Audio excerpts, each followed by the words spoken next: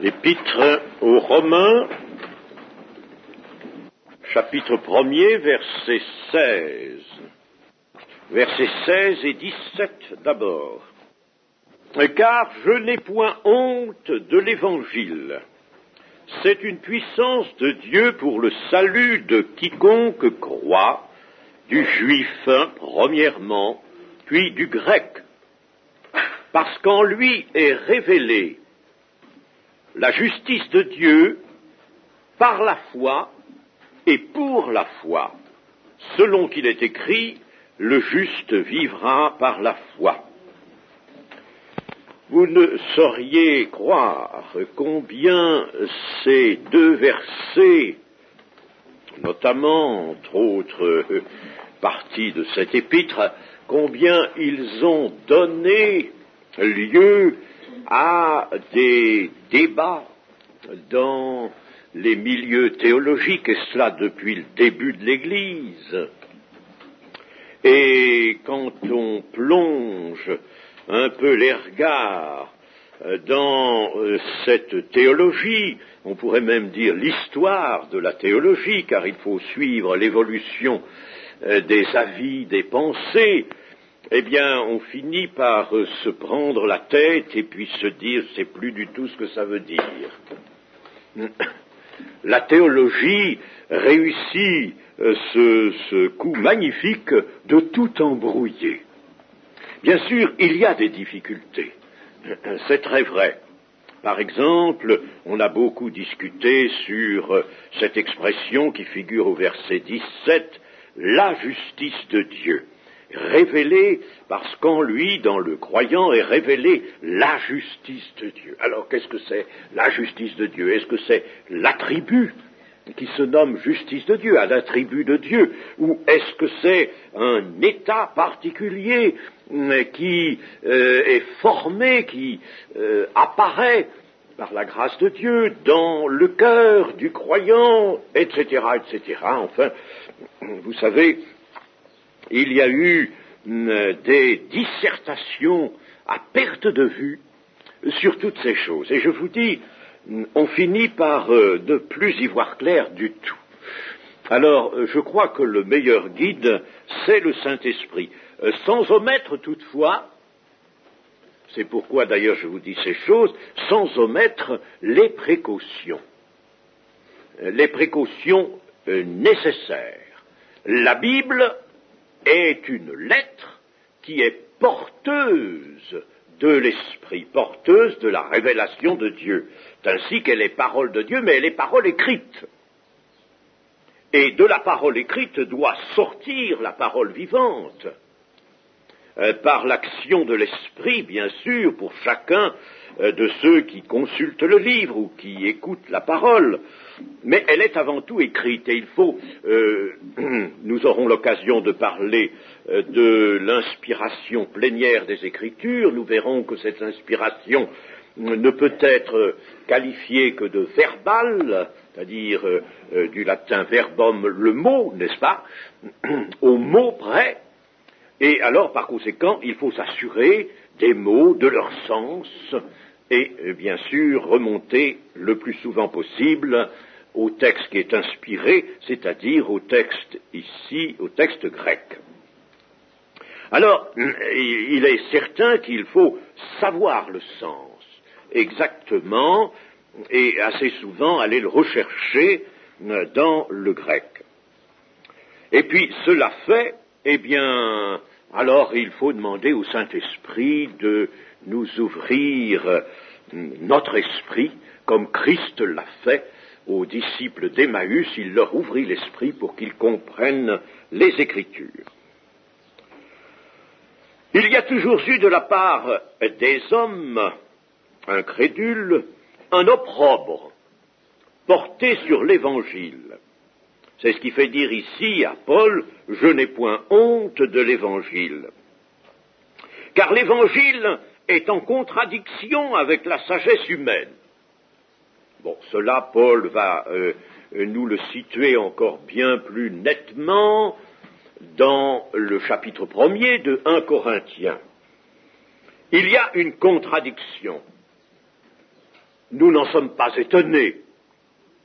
Bien sûr qu'il y ait contradiction, mais il faut que nous le sachions et que nous ne nous laissions point nous-mêmes glisser vers ce mauvais procédé qui consiste à tenter de rationaliser l'Évangile, de l'adapter à l'entendement humain, l'entendement courant, l'entendement des incrédules.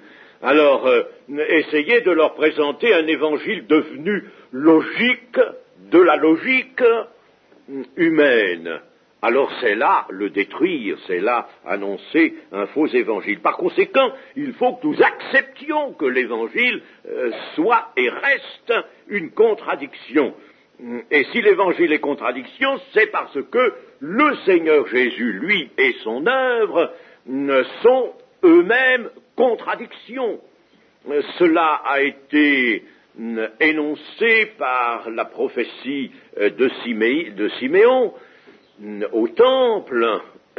Il sera lui-même un signe qui provoquera la contradiction. Et nécessairement, le Seigneur et son œuvre, essentiellement, mettons, la croix, est une folie pour les hommes, une folie devant la sagesse, devant l'entendement des hommes, c'est une folie. Que tout soit transformé, que la terre soit transformée, car elle le sera, qu'il y ait une humanité nouvelle promise à l'éternité, tout ça parce qu'un jour, un homme a été cloué à la croix, rationnellement, c'est une folie. Bien sûr, n'est-ce pas? Et n'ayons pas peur de cela. C'est une folie qui est sagesse de Dieu, mais qui, pour les hommes raisonneurs, est une folie. Si nous nous faisons raisonneurs, nous buterons aussi, bien sûr, sur l'Évangile.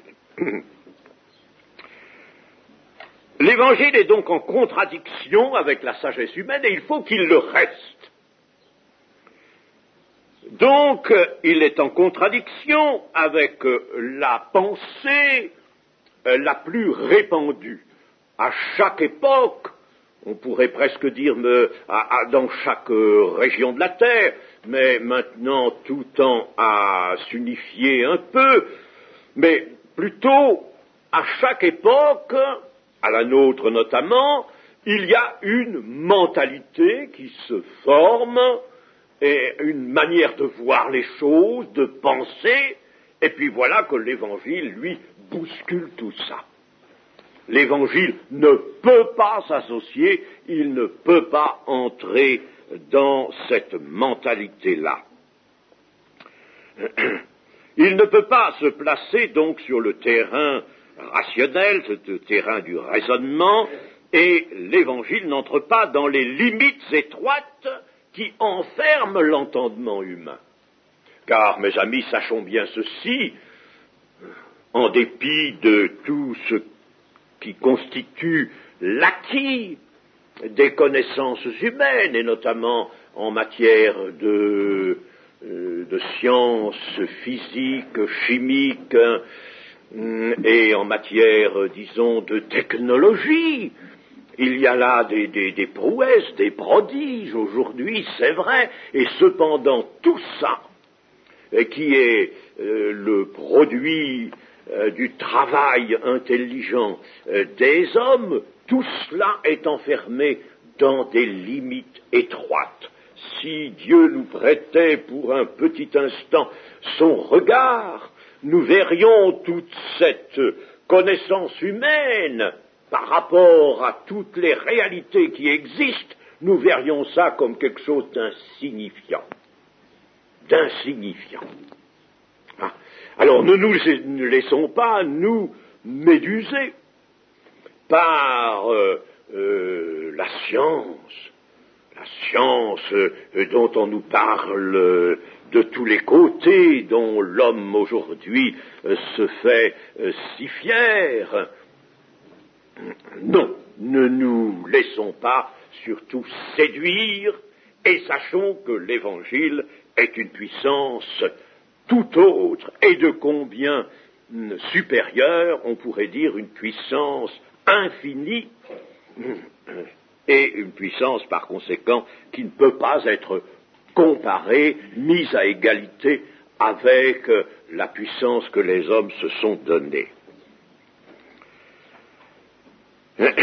Vous connaissez l'exposé de 1 Corinthiens, je le rappelle simplement, 1 Corinthiens 1, 18, car la prédication de la croix est une folie pour ceux qui périssent, c'est-à-dire ceux qui ne croient pas, mais pour ceux qui sont sauvés, ceux qui croient, par conséquent, elle est une puissance de Dieu. Aussi est-il écrit, je détruirai la sagesse des sages, et j'anéantirai l'intelligence des intelligents. Où est le sage? Où est le scribe, c'est-à-dire l'écrivain? Où est le disputeur de ce siècle, le philosophe, mettons? Dieu n'a-t-il pas convaincu de folie la sagesse du monde? Car puisque le monde, avec sa sagesse, n'a pas connu Dieu dans la sagesse de Dieu, il fallait connaître Dieu dans la sagesse de Dieu. Il a plu à Dieu de sauver les croyants par la folie de la prédication. Les Juifs demandent des miracles et les Grecs cherchent la sagesse. Les Grecs, c'était les philosophes, cherchent la sagesse. Nous prêchons Christ crucifié, scandale pour les Juifs et folie pour les païens, mais puissance de Dieu et sagesse de Dieu pour ceux qui sont appelés tant juifs que grecs, car la folie de Dieu est plus sage que les hommes, et la faiblesse de Dieu, c'est-à-dire ce point de vue humain qui voit en somme l'acte de crucifixion essentiellement comme une faiblesse, eh bien, cette faiblesse de Dieu est plus forte que les hommes. Or, il s'agit ici de honte. Je n'ai point honte de l'Évangile. La honte existe, et elle existe d'autant plus que l'homme lui-même est devenu pécheur et qu'il fait le mal, mais la honte ne devrait qu'être celle du péché. L'homme devrait être honteux de son péché. Je pense que le chrétien l'est, mais les autres hommes, et de moins en moins à notre époque, on a honte du péché. Au contraire, on en est arrivé à notre époque à, en quelque sorte, afficher une certaine gloriole, une certaine satisfaction, à faire entrer, en somme, le mal dans un ordre nouveau et à s'en prévaloir. Voilà notre époque. Commettre le mal sous différentes formes, c'est quelque chose dont l'homme se fait une gloire aujourd'hui. En tout cas, il fut un temps peut-être où il s'en cachait, où il avait une certaine honte. Maintenant, il a travaillé à détruire cette honte. Alors, la honte est une réaction de l'homme naturel lorsqu'il se voit en dehors de ce qui est admis par la multitude, en marge de la pensée commune ou des croyances qui sont admises dans son milieu. Voilà ce qu'est la honte, cette honte dont il est parlé ici, l'Évangile étant en dehors des choses admises, en marge de la pensée commune, alors un sentiment de honte peut venir au front de l'homme naturel devant l'Évangile. L'homme naturel, je dis bien l'homme naturel, sent venir sur lui une sorte de flétrissure du fait qu'il ne parle pas comme les autres et qu'il s'écarte du sentiment général. Mais pourquoi l'Évangile reste-t-il une folie pour le monde environnant?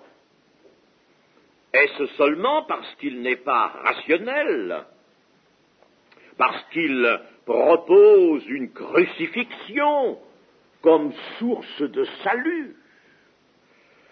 Non, ce n'est pas seulement pour cela, il y a cela bien sûr, mais c'est surtout parce que l'Évangile juge l'homme. L'homme se sent jugé par l'Évangile, et son orgueil est touché à vif. Il se sent atteint. L'Évangile l'atteint. Vous ferez tout ce que vous voudrez, vous n'empêcherez jamais ça. Et il ne faut pas l'empêcher. Il ne faut pas l'empêcher.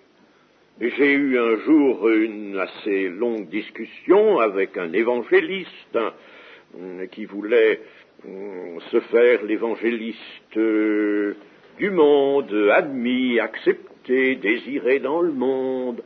Et alors il prenait toutes sortes de précautions pour présenter les choses, et naturellement il arrivait à si bien réussir qu'il déformait entièrement l'Évangile. Et je lui montrais que ces formules aboutissaient tout simplement à un faux évangile. L'Évangile n'avait plus de corps, n'avait plus de réalité, n'avait plus rien du tout. Alors il pouvait évidemment plaire au monde. Alors lui pensait autrement, il disait mais non, il faut que nous parlions un langage que le monde soit susceptible d'accepter. Je dis mais comment vous le faites accepter au monde? Vous le faites accepter par la raison des hommes. Alors vous ne toucherez jamais leur cœur. Il faut bousculer leur cœur. Il faut les heurter. L'Évangile est un heurt. C'est une folie, il faut que ça reste une folie. Il faut qu'il y ait heurt. Il faut heurter le sentiment général. Alors, vous en aurez de la honte, peut-être devant pas mal de gens. Si vous êtes dans une bonne société, vous arrivez là, vous êtes monsieur l'évangéliste, monsieur le pasteur un tel, enfin, puis vous allez vous mettre à parler de l'Évangile, vous allez jeter un froid, et puis on va se dire, c'est un arriéré ce pauvre homme. Enfin, eh bien, tant pis. Il faut pouvoir accepter ça. L'Évangile juge l'homme qui se sent atteint au fond de sa conscience, et c'est son orgueil qui réagit.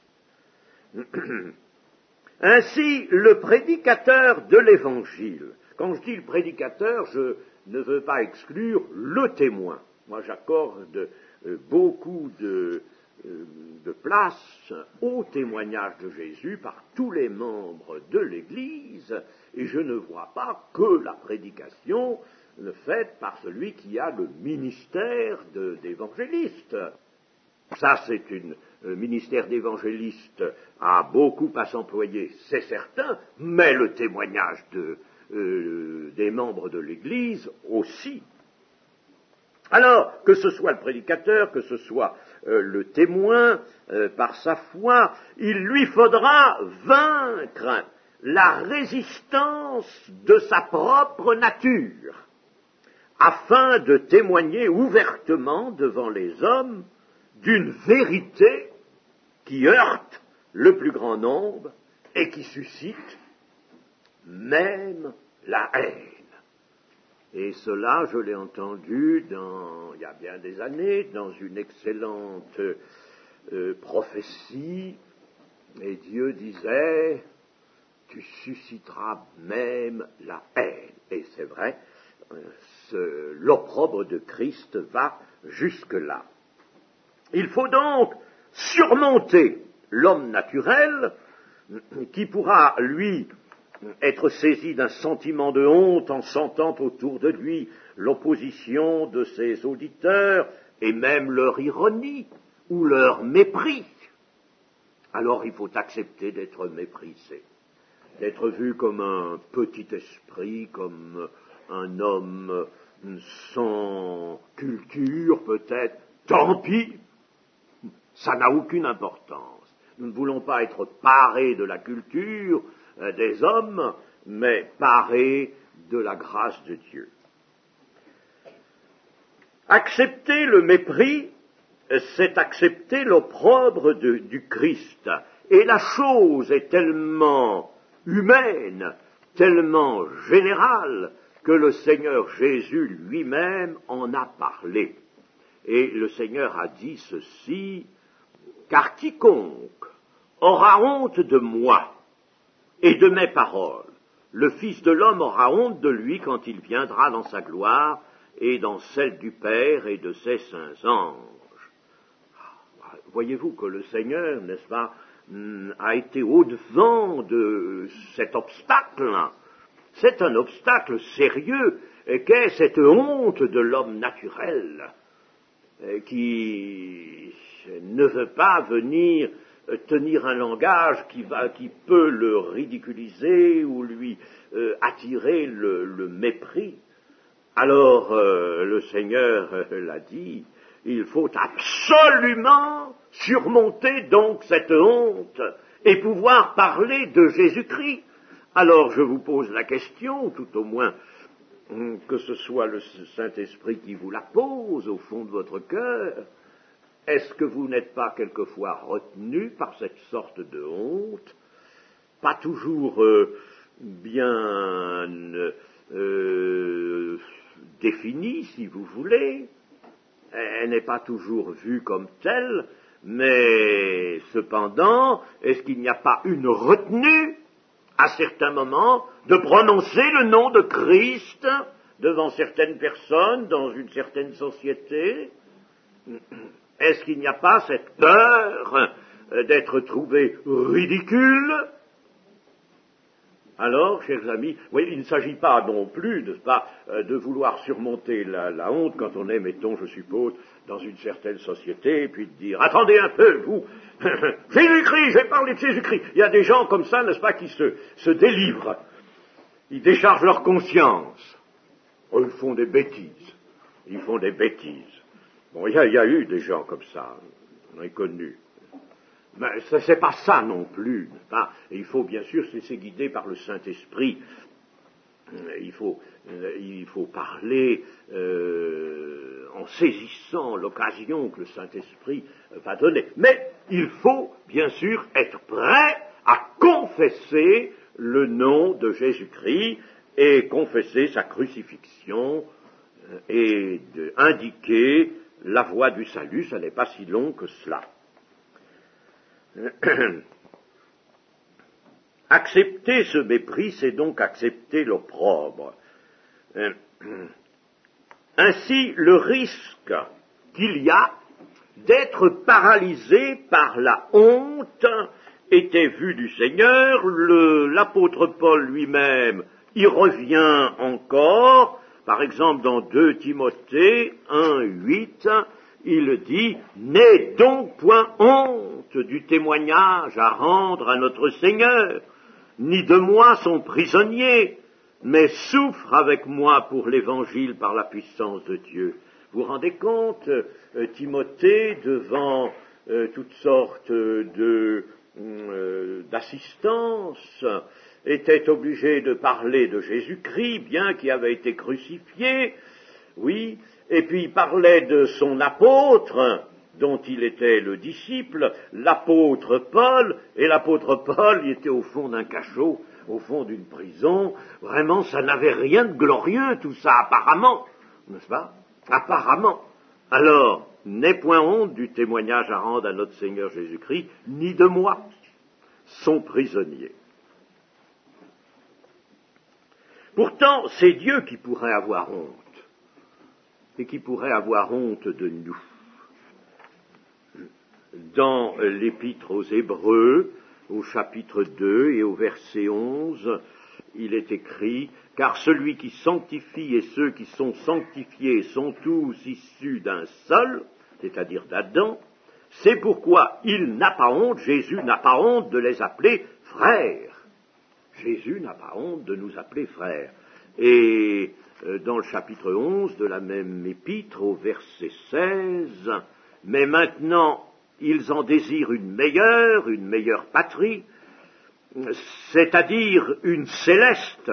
C'est pourquoi Dieu n'a pas honte d'être appelé leur Dieu, car il leur a préparé une cité. » Dieu aurait honte des hommes lorsqu'ils se tiennent dans le péché et dans l'incrédulité. Mais si au contraire ils sont hommes de foi, même si tout l'opprobre de Christ les couvre sur la terre, Dieu n'a pas honte d'eux. Au contraire, il les voit déjà dans la gloire. En définitive, nous pouvons dire que la honte est quelque chose contre quoi le chrétien doit pouvoir et savoir réagir. Rien n'a une puissance, avons-nous dit, comparable à celle de l'Évangile.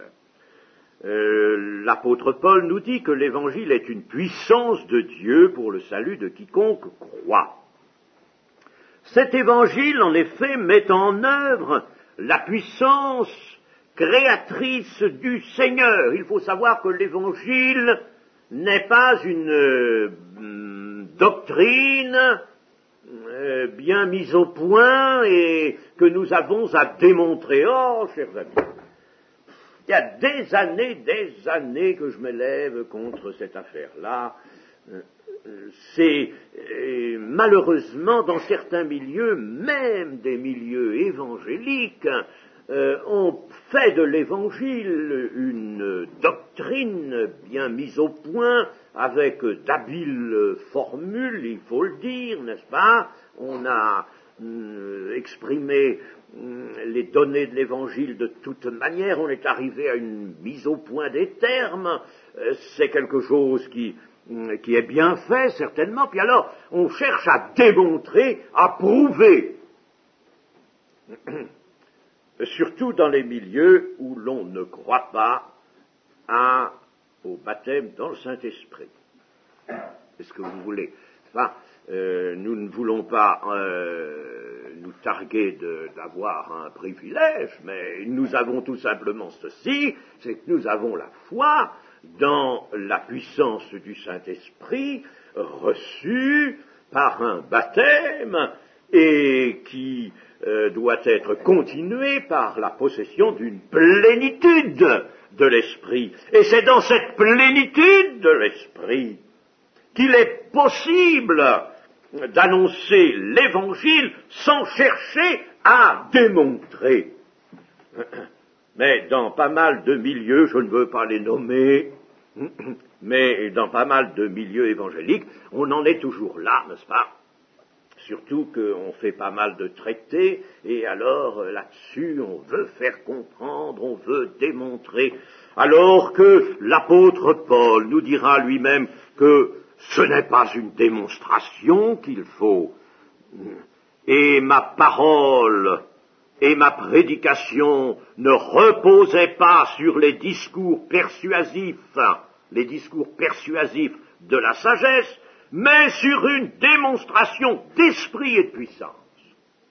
Ce n'est pas une démonstration logique, c'est une démonstration d'esprit et de puissance, afin que votre foi fût fondée non sur la sagesse des hommes, mais sur la puissance de Dieu. Parce que, évidemment, on peut quelquefois amener à la foi chrétienne des gens qui finissent par céder à la logique qu'on veut leur présenter, et ils accèdent à cette sorte de doctrine philosophique, presque religieuse. Ils viennent et ils finissent par entrer dans l'Église. Mais ils sont fragiles. Ils ne sont pas véritablement, pour beaucoup, touchés profondément par la grâce. Tandis que c'est ce qu'il faut, bien sûr, si l'on annonce l'Évangile sans prendre de précautions pour le faire accepter par intelligence. Il faut se saisir de sa puissance percutante et le faire pénétrer dans le cœur. Il était dit au prophète autrefois, Dieu disait au prophète, parle au cœur de ce peuple. Parle pas à sa tête, parle au cœur de ce peuple. L'Évangile arrache en effet des hommes à la mort, il les transforme, il contient la parole qui domine sur tous les éléments, et il peut changer le cours de l'histoire, et il l'a déjà fait, et il le fera encore. C'est lui qui mettra un terme, un dernier jour à l'histoire de la terre. Il tient en réserve des actions prodigieuses contenues dans l'espérance chrétienne qui ne trompe pas, et ces actions prodigieuses sont, vous le savez, l'enlèvement de la toute dernière Église, la toute dernière, celle de la dernière génération, l'Église sera enlevée, la résurrection d'entre les morts, l'établissement du règne de Dieu sur la terre. Tout cela est contenu en germe dans l'Évangile, mais l'Évangile a la puissance de cela. La puissance de l'Évangile est celle du Christ, qui est celle de Dieu. Et cette puissance s'exerce dans la ligne des desseins arrêtés par Dieu et révélés à l'avance. L'Évangile n'est donc pas une doctrine, une philosophie religieuse, mais la parole du Dieu vivant qui ne peut manquer de s'accomplir envers tout, tous et contre tout. L'Évangile est l'action constante de Dieu dans ce monde pour poursuivre l'accomplissement de ses desseins dont l'origine remonte à Abraham. Abraham, le père des croyants. Abraham à qui il a été promis une postérité, et une postérité qui va envahir les nations. C'est pas Israël, ça. C'est pas l'Israël peuple. C'est l'Israël de Dieu. Une postérité. Toutes les familles de la terre seront bénies en toi, en ta postérité. Toutes les familles de la terre. C'est extraordinaire, n'est-ce pas? Et c'est là le point de départ des desseins de Dieu. Cette action puissante de Dieu a déjà porté de grands fruits à travers les siècles, et une humanité nouvelle est déjà rassemblée là-haut dans la cité céleste. Vous y pensez à ça qu'il y a beaucoup d'hommes, de femmes, et qui sont là-haut à l'état d'esprit, les esprits des justes parvenus à la perfection, mais ils sont là-haut en nombre extraordinaire, plus nombreux que le sable des mers. Ils sont là-haut et ils attendent le jour de la résurrection. Les esprits des justes seront ramenés par Dieu avec Jésus-Christ sur la terre pour que leur résurrection se fasse au niveau de la terre et qu'ils puissent monter avec ceux qui seront vivants et qui seront, eux, transformés, et qu'ils puissent tous monter ensemble. Mais ils attendent là-haut. Pensez qu'il y a une humanité nouvelle là-haut, et elle est nombreuse. Et tout cela tient à la puissance de l'Évangile. Ils attendent, comme dit l'Épître aux Hébreux, ils nous attendent, ils ne peuvent pas recevoir avant nous. L'Épître aux Hébreux dit ceci: tous ceux-là, à la foi desquels il a été rendu témoignage, n'ont pas obtenu ce qui leur était promis, Dieu ayant en vue quelque chose de meilleur pour nous, afin qu'ils ne parvinssent pas sans nous à la perfection. C'est-à-dire qu'ils sont bien, eux, les esprits des justes parvenus à la perfection, mais ils n'ont pas la totalité, étant donné que la résurrection n'a pas encore eu lieu pour eux, comme pour nous, bien sûr. Alors, ils attendent ce temps de la résurrection aura lieu pour tous au dernier jour, a dit le Seigneur.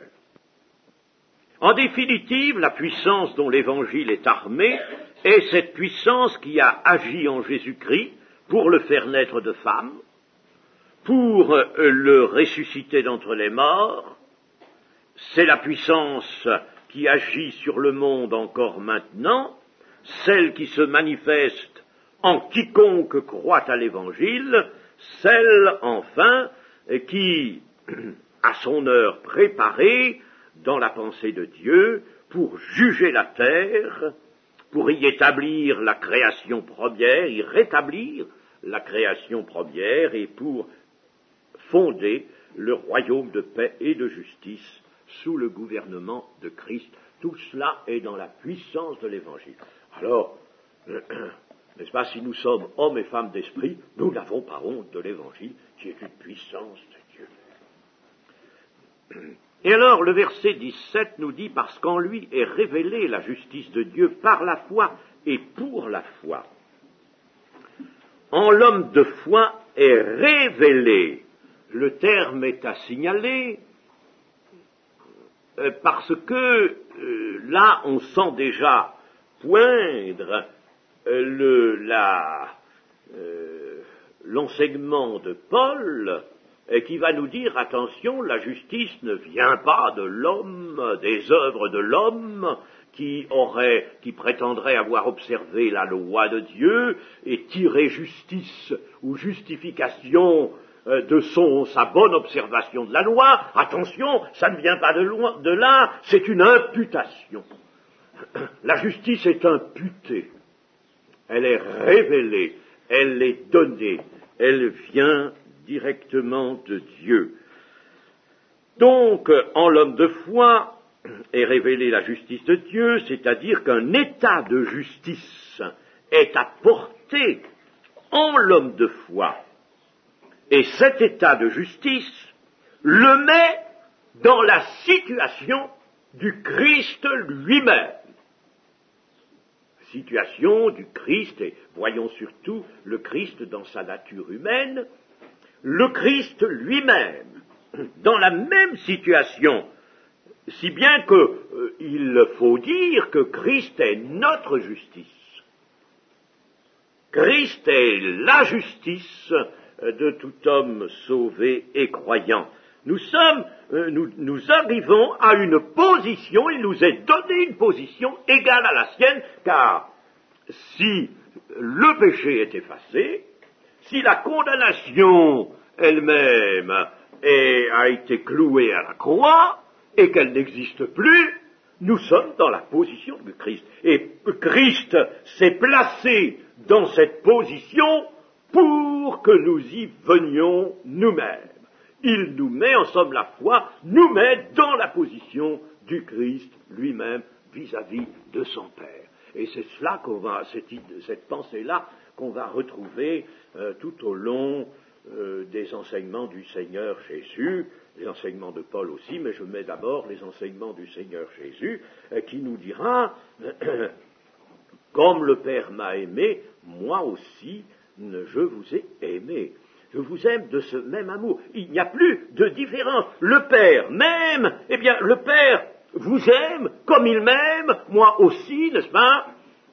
Voyez, il n'y a plus d'obstacle. Pas plus d'obstacle entre vous et le Père qu'il n'y en a entre moi et le Père. Même position, même état de justice. C'est-à-dire état dans lequel il n'y a plus de rupture, plus d'obstacle entre Dieu et celui qui est justifié. De ce fait, une relation donc nouvelle s'établit entre l'homme et son Dieu, en Jésus-Christ, par Jésus-Christ. Et cette relation, on l'appelle la réconciliation. C'est un terme de l'apôtre Paul, certes, une réconciliation. Mais attention, quand Paul parle de réconciliation, il y met toujours les lendemains de la réconciliation. Et il y a une erreur fréquente qui consiste à voir la réconciliation comme un moment passager. Au moment de la conversion, on est réconcilié avec Dieu, c'est un jour de liesse, c'est magnifique, n'est-ce pas, on se sent très bien, et puis alors après, on va de son côté, et puis on laisse un peu, n'est-ce pas, se distancer notre rapport avec Dieu, et ça, c'est une erreur. La réconciliation et ses lendemains. Paul voit toujours une réconciliation qui reste cela. et par conséquent une réconciliation qui débouche sur une conciliation maintenue, c'est-à-dire sur une relation qui s'appelle, mettons, surtout communion. Nous sommes dans la communion du Père et du Fils. Alors ça, il faut bien insister, mes amis, attention, veillons à la vie chrétienne. Quelle est pour base cette relation maintenue avec le Seigneur à travers la chair déchirée de Jésus. Par la foi et pour la foi. Nous avons cette double expression ici, parce qu'en lui est révélée la justice de Dieu par la foi et pour la foi. Alors là, les théologiens ont dit tellement de choses, je vous disais, n'est-ce pas, que, en définitive, ils ont jeté une obscurité là-dessus, c'est effrayant. Alors, il faut absolument laisser de côté toute cette théologie, et puis revenir humblement au texte pour lui demander ce que ça signifie, pourquoi Paul a dit par la foi. Par la foi, nous comprenons, par le moyen de la foi. Il le dit dans les Éphésiens, nous sommes sauvés par le moyen de la foi. La foi est donc le moyen de l'appropriation de la grâce. La foi qui s'exerce appelle sa réponse qui est la grâce. Bon, ça nous comprenons par la foi, mais pour la foi, qu'est-ce que ça veut dire? Eh bien, si la foi est d'abord le moyen d'appropriation, la justice de Dieu, qui est l'objet de cette appropriation, la justice de Dieu va être le soutien de la foi dans le cours de la vie chrétienne. Pour la foi. Si la foi n'obtenait pas cette justice, elle péricliterait. Mais la foi qui a obtenu cette justification, cette justice de Dieu, la foi va être soutenue par cette justice de Dieu. Si bien que, en effet, dans le croyant est révélée la justice de Dieu, ou est apportée, si vous voulez, la justice de Dieu, par le fait de la foi, par le moyen de la foi, mais pour la conservation de la foi aussi. Parce que vous voyez que toujours chez Paul, et ça j'insisterai là-dessus, la continuation est toujours montrée. Qu'est-ce que serait une justification qui ne serait que l'acte d'un moment, l'avantage d'un moment? On est justifié, puis après on retourne au péché. C'est ça l'évangile? On retourne au péché, n'est-ce pas? Non pas. Alors, par conséquent, c'est par la foi et pour la foi, la justice de Dieu sera le soutien de la vie nouvelle. Si bien que le juste restera en vie nouvelle en gardant la foi, mais la justice de Dieu lui permettra de garder la foi. La foi donc reste toujours, tout au long de la vie chrétienne, attention mes amis, la foi reste toujours l'origine de l'état de justice. Si à un moment, il y a, mettons, 10 ans, 15 ans, 20 ans, 30 ans, 40 ans, je ne peux pas aller plus loin quand même, que nous sommes convertis, et si à ce moment-là, nous nous questionnons devant le Seigneur, et nous disons, est-ce que je suis, moi, dans l'état de justice? Est-ce que j'ai la justice qui, comme Paul le dit dans les Philippiens, vient de la foi? Cette justice qui est imputée. Est-ce que je suis dans cette justice? Est-ce que j'ai bien cet état de justice en moi? Alors, s'il se questionne ainsi, eh bien, il devra en revenir à cette notion que son état de justice ne peut être maintenu que si sa foi elle-même le maintient. C'est sa foi qui le maintiendra. Si la foi s'étiole, si la foi se disperse, alors là, l'état de justice ne va pas subsister longtemps, ne va pas pouvoir subsister. C'est ce qui fait la vérité de cette proclamation. Le juste vivra par la foi. Le juste vivra par la foi. Le juste restera dans l'état de justice et par conséquent dans l'état de vie, hein, si sa foi se maintient. Par conséquent, l'imputation d'une justice en raison de la foi demeure la réalité de tout temps. N'est pas seulement la réalité du moment de la conversion, c'est la réalité de toute la vie chrétienne. Maintenant, nous avons encore un petit peu de temps et nous allons aborder la suite, verset 18. La colère de Dieu se révèle du ciel contre toute impiété et toute injustice des hommes qui retiennent injustement la vérité captive, car ce qu'on peut connaître de Dieu est manifeste pour eux, Dieu le leur ayant fait connaître. En effet, les perfections invisibles de Dieu, sa puissance éternelle et sa divinité, se voient comme à l'œil depuis la création du monde, quand on les considère dans ses ouvrages. Ils sont donc inexcusables, puisque, ayant connu Dieu, ils ne l'ont point glorifié comme Dieu, et ne lui ont point rendu grâce, mais ils se sont égarés dans leurs pensées, et leur cœur sans intelligence a été plongé dans les ténèbres. Se vantant d'être sages, ils sont devenus fous, et ils ont changé la gloire du Dieu incorruptible en image représentant l'homme corruptible, des oiseaux, des quadrupèdes et des reptiles. S'il y a révélation de la justice de Dieu, comme Paul vient de le dire dans le verset 17, il y a, verset 18 aussi, révélation de la colère de Dieu. Voyez-vous, cela fait pendant. En lui est révélée la justice de Dieu, dit le verset 17, et le verset 18, la colère de Dieu se révèle du ciel contre toute impiété. Il y a aussi révélation de la colère de Dieu. Et cela ne nous étonne pas, puisque c'est en plein accord avec une déclaration du Seigneur Jésus dans Jean 16,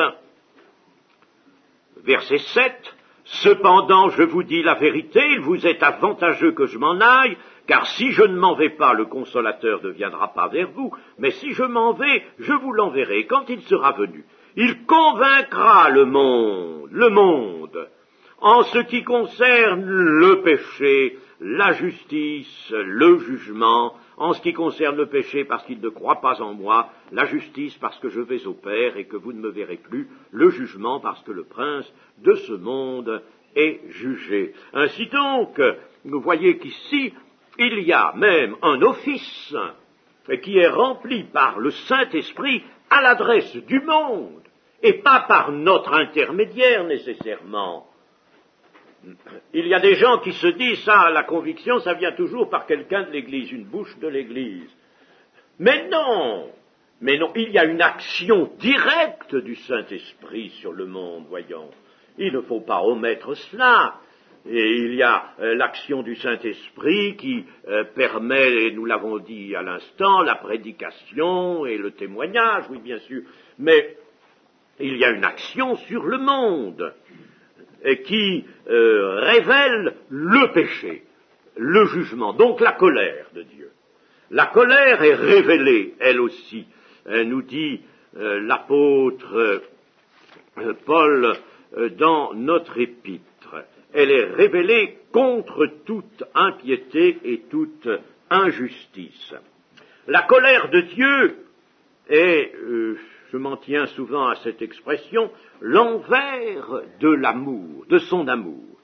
Lorsque l'amour de Dieu est repoussé, il n'y a plus à trouver en Dieu que la colère, étant donné ce qu'est l'homme, étant donné que l'homme est un révolté, un fils de rébellion. Alors, c'est l'envers de l'amour. L'amour, en somme, couvre la colère. L'amour fait taire la colère pour tout le temps nécessaire au salut de beaucoup. Et alors, si l'amour est repoussé, eh bien, c'est le jugement qui apparaît, le jugement étant l'action sainte de Dieu pour abolir le péché. Et le péché n'a jamais été chose supportée par Dieu, mais il n'est pas immédiatement soumis à la colère de Dieu, en raison du dessein de salut et de la miséricorde de Dieu.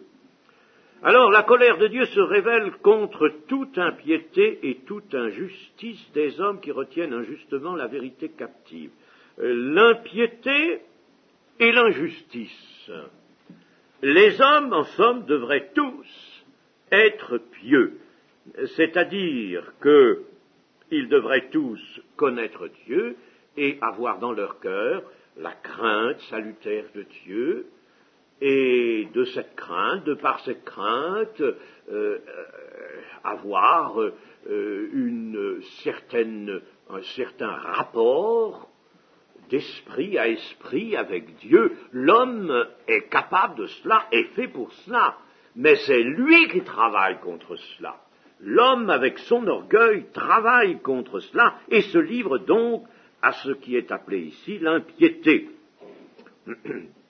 C'est en somme la persistance de la révolte contre Dieu, et c'est tout ce qui maintient et aggrave l'état de séparation.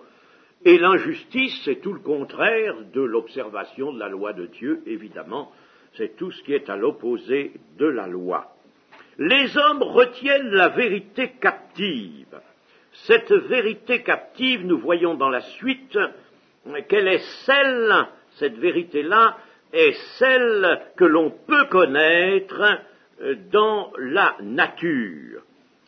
C'est la révélation, en somme, naturelle. La nature fournit une révélation de la vérité. Pas toute la révélation, mais elle fournit une révélation de base de la vérité. Elle fournit le sens de Dieu, les hommes devraient y trouver le sens de Dieu, le sentiment tout à fait possible et constant de l'existence de Dieu, de son caractère même, de Dieu saint et de Dieu puissant. Tout homme est capable de cela. Qu'est-ce qui fait barrage? L'orgueil. L'orgueil de l'homme qui fait barrage et qui lutte contre cela. Mais naturellement même, si l'homme se laissait, il y en a des hommes qui se laissent instruire par cette révélation naturelle, il y en a.